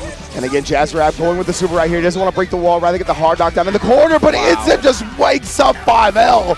My goodness, the manicured nails of Green Goblin. Plenty of reach. Catching him out. EX for the tumble. Falls through one more time. Damn. A couple extra layers could have gone through. Instead, we're just going to chuck the missile at him one more time for the damage here. And I believe just enough to secure the round and even things up. Yes, indeed, man. Nice stuff right here from Inzem. He been on it. Okay. I thought for sure Blade Assist was going to be able to carry through on that one. A little bit of hesitation from the Logan, but ends up paying off. Stays alive out of the jab. Wow. Blade Assist clears everybody out. My man, we in Orlando, not Chicago. That was a crazy combo breaker, though. This man, Blade, was like, shout outs to Hado with that one. Adamantia Rave again. Jazzrap always trying to keep this corner, right? He'd rather do that than get the wall break. That's why he keeps using the supers in this instance. Tagging the Magneto. I don't want to deal with that mix-up. Perfect reflect. You're going to have to deal with something regardless. Assemble counter. We back at it. No 2 H's. No button presses in the air. Everybody's scared. Oh no, and the web grenade perfectly connects here. And the cross-up straight afterwards, too. Had the hit, said not good enough. I want another. Oh, my goodness. And now Inzem going to work here. Tags into the Goblin, uses 25% of the meter, still has 50 for the super if he's gonna get there. Look at this optimal stuff. My goodness, deleted the health bar to tie it up. Oh, man. Yeah, the route's already looking hella optimized here, looping through in the corner. Remember, every time you call that assist, you get a little bit of an extension on the amount of hit stun you've got on that combo there. So being able to guarantee your stuff, do as high damage of a 2-hit loop as you can and call that assist. Generally the best way to optimize that damage when you get to the late stage. Yeah, apologies, my mistake. I forgot that was the first game. It's not even tied up. Inzem going to be able to take a lead now. Such an intense first game. Very close going to the final round. It feels like they've been playing forever, dog. Yeah, like legit. So good here, though. That Logan Fireball, obviously a little bit more of an anti-zoning tool. Manages to entice just enough to get underneath and find the hit. Unfortunately, doesn't get the wall stick, doesn't get the wall break, but luckily, a secondary hit is still coming through for us. Indeed, that first hit, again, right, just call your assist, approach and block. That's a primary way to get hits in tag games. Like we saw there, whoa, canceling it to the upswing. I forgot Spider-Man could do that, honestly. We haven't seen too many Spider-Mans do it. Good touch on the ground. Logan got the install. Extra damage while we can. Situation again looking dire here as we break through, unlocking the homies. Chance now on the meaty, but wakes up. Mashing says, I know you thought it was a symbol counter. Catch this Muay Thai, baby. Yeah, 100% right. He was like, if you're going to give me that gap to try to bait out a defensive option, I'm going to wake up, press this button. What blocks right now from Jazzrap, though? Oh, can only block for so long, but he didn't believe in it. An air throw will put him on death's door. Can he shut it closed? Wakes up with a savage instinct, but it is blocked and punished. Inzem rolling. And Inzem bouncing with the gameplay right now is definitely looking extremely confident, locked in as we look for the air-to-air there, but Jazzrap very smart in a situation like that. You don't have to overcomplicate it. Your opponent has mashed something, is going to clear over you. You can just wait and land. It's a mix-up in itself. Oh, yeah, take it into the combo limit again, but we wake up with the assemble counter this time, tagging the Goblin while being covered with web balls. Assemble counter gets out of the situation, though. Jazzrap gets another shot, takes to the skies, but covers the ground as well. Could this be it for Jazzrap? Finally getting on board with the round here in this game. Seeming that way for sure. Stacks it up with the EX, and then finally the assemble gauge does it here. Manages to get out of the round with still 100 bar in pocket. A huge win as Inzem tags the team back in the optimal order. And Inzem still only on 3 characters, right? That might have been short-lived. We'll see if he takes the wall breaker or if he just wants the corner. See what the decision is going to be for Inzem here. Does actually just keep the corner, rather take the Goblin Oki, and oh my goodness, ended up on the other side. Have not seen that one. The low option and cross up as the roll forward gets exposed. And there is a reason why we'll take that Goblin Oki. Should be able to set it up one more time. Delays and gets the overhead. Somehow doesn't confirm though. We hop onto the glider. Yeah, it was shoved right off by the crossover counter. Jazzrap going to get an opportunity now. Lock down so much block stun on that Magneto up assist, by the way. Perfect reflect. You still got to deal with this. Nice backdash to keep the corner this time. Rather the charge heavy. Inzem not blinking, not for a second though. Yeah, no assembly gauge, right? So he can't actually call assist while he's already getting Goblin a block. That time though, nice discipline from Inzem. Perfect reflect again. As soon as he got it back, immediately sent back into disassembled. Yeah, it's playing solo Goblin, doomed to a life now as we're trying to dash away, utilizing that gauge just to be able to try and survive, but gets clipped right at the end. 3 assembly gauge to your name and unfortunately sent through the wall. And Jazzrap is going to take the wall break, right? Just get assembly gauge back, and again, Inzem just coming up short on some of these air-to-air and air-to-ground interactions. We saw the 2H whiff. Now that whiff allowing Jazzrap to get another hit. Okay, was able to block at least, so the situation wasn't too dire. Great timing on the instant air dash 2 twice in a row as we evade all the projectiles here. Oh my god, in every situation Jazzrap said up, forward only, but in the end Inzem still gets the better of it. Set point! Yeah, it was so close, man. Jazzrap, he hit the Magneto assist. He just couldn't fight in the conversion with Wolverine. That would have been death. But again, still being such a new game, it's hard to get all your conversions ready for a tournament environment. Inzem now going back to work. You know what it was next. The Goblins set up the corner stuff. Oh, wow. Actually, Wall broke this time. Oh, wow. He did a simple smash. He didn't even do a simple counter. Hey, confidence is key. The overhead sometimes can jump scare him out. Is now calling assist and trying to run away just a bit. EX batarangs. I'm not sure what we were looking for there, but gets us in a bad spot now as Wolverine is going to get these extra little extensions now. I love the super choice. Yeah, man, again, Rise wants to keep the corner. Oki with a hard knockdown. Just put as much damage on Inzem as possible. Make him uncomfortable. And we get the wall break now. What's it going to be? Okay, respect the media, goes directly into the overhead the second time. Jazzrap, despite going back to the mid-screen, has the assembly gauge necessary to complete this combo, especially if you want to end it at Adamantium Rave. Jazzrap still alive. Bit by bit, piecing things back together here. Slight meter deficit, but I mean, as long as you've got over 50, I feel like you're in a very good spot as the dash up overhead finds a home, as it always does. A huge opening with a meter spent once again. Jazzrap, the plan is set, was looking for the meaty, but couldn't quite find it as another overhead from Spidey on the cross-up. Indeed, man. You know, Inzem, I doubt he's going to look for the wall break this time, right? Just take the combo to its absolute limit and get the licks going. Goes forward, waits for something, right? No, a simple counter, and just goes with the spiral into the air. I love that decision from Jazzrap. EX, one more time. Follows through, has 25 Oh more meter. Can we spend it somehow, some way? The damage really adding up as we get the break and the assemble gauge back in pocket. Indeed, right? He was at 44 before that wall break, so he actually couldn't go into the super, but the overhead will do it.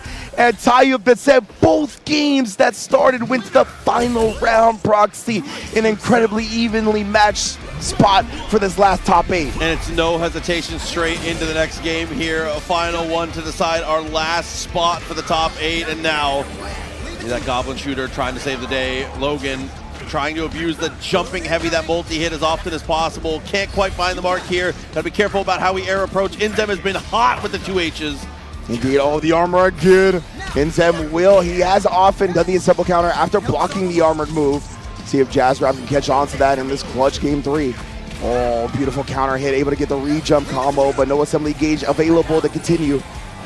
Still, I mean, making those straight hits turn to a knockdown of some kind, such a big deal. What a turn steal. That is not real. Yeah. EX grenade in that situation is crazy. Yeah, 100%. I think like people are so used to the Goblins doing like the EX overhead that at that moment it just kind of caught Jazzrap in the lights a little bit.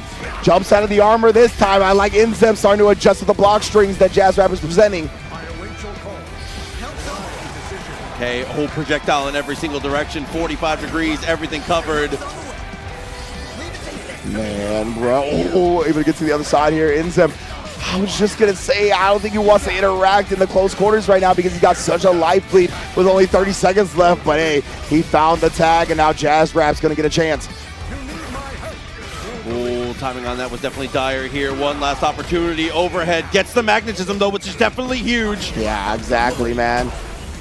Magnetism actually able to manipulate the opponent's gravity as well, bring them close with the command grab and whatnot, but this time the Magneto autocorrect combo into the Spider-Man conversion. Inzem striking first blood in this deciding match.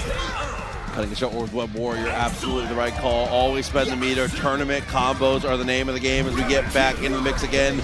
Double tag to try and get the team back into a better order, but Inzem in a bit of a weird spot here. Point Magneto, not something we've seen before, something he's normally been doing everything he can to get out of, is the situation we found ourselves in now. Mango blocks again, respecting the fact that the late assist call was going to be coming, respecting it again here. My goodness, right, Inzem finally uses it as soon as Jazzrap used his last assembly gauge, knowing it can't be perfect reflected. Recovered, didn't even cancel the 2H, but Inzem was expecting him to.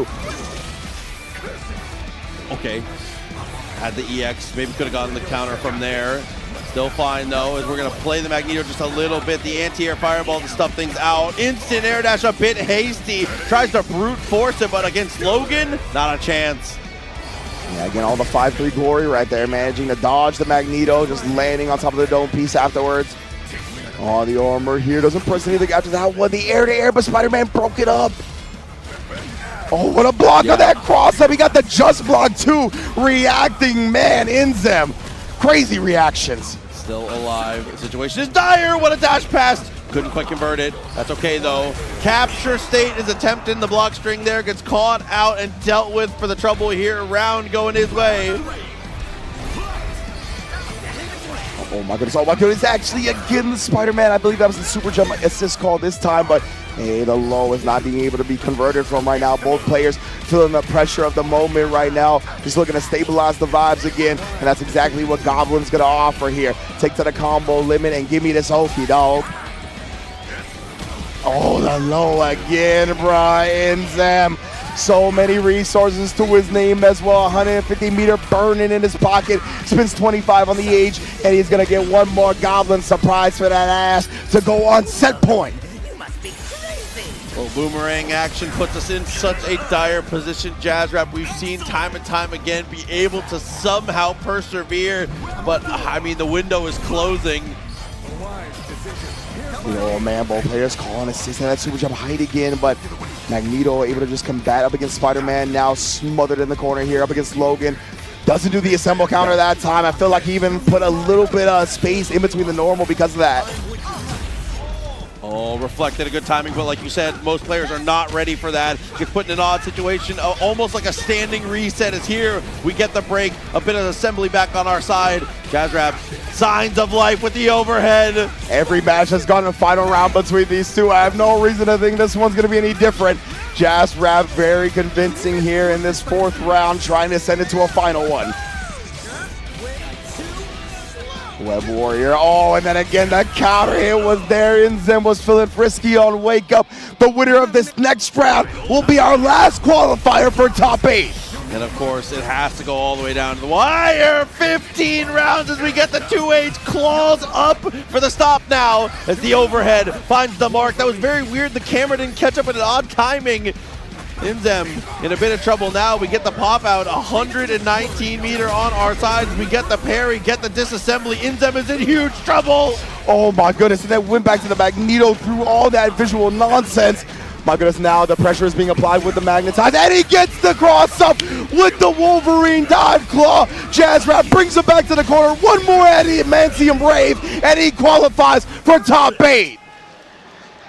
Saved it for the grand finale, when the chips are down, when the big moment hits, when you're under the lights. He finally throws the damn kitchen sink at him. That EX cross-up that we talked about in the later stages of that last set finally comes through and is the hero to secure the spot for Jazzrap here, and we'll reward for that, obviously, losers bracket top 8 and a date with Sonicfox in just a little bit.